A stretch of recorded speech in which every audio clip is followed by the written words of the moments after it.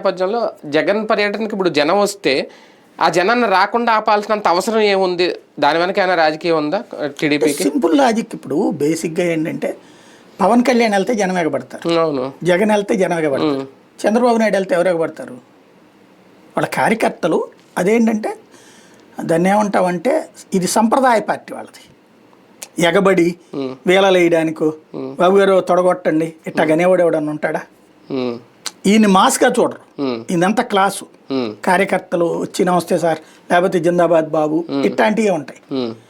ప్రాణాలు తెగించేసి రావడాలు, కొట్టేసుకునే అంతటి టెంపర్మెంట్ ఉన్నోళ్ళు తక్కువ. ఈ మధ్యన అట్లా సృష్టించే ప్రయత్నం చేస్తున్నారు వీళ్ళు కూడా తయారు చేయడానికి.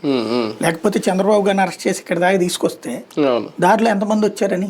ఆయన ప్రశాంతంగా వచ్చారు, రోడ్డు మీద ఎక్కడ ట్రాఫిక్ జామ్ అవ్వలేదు. అది ఒక చిలకలూరుపేట దగ్గర అనుకుంటా, అది కూడా 50 మంది 100 మంది కాజా టోల్ గేట్ దగ్గర కొంతమంది వచ్చినట్టున్నారు. అలాగే వెహికల్ అయితే ఎక్కడ ఆగలేదు. అంటే జనం ఎగబడి రోడ్డు మీద నుంచున్నది కూడా లేరు.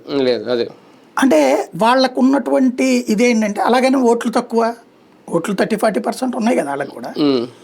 ఓట్లు తక్కువ కాదు, ఎగబడే వాళ్ళు తక్కువ.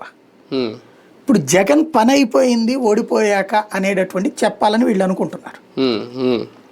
అందుకనే జగన్ కూడా జనంలోకి వెళ్తున్నాడు. నా పని అయిపోలేదురా, నేను రోడ్డు మీదకి వెళ్తే జనం ఎగబడి వస్తారు అన్నటువంటిది. అతనికి జనం కనబడనీయకుండా చేయగలిగితే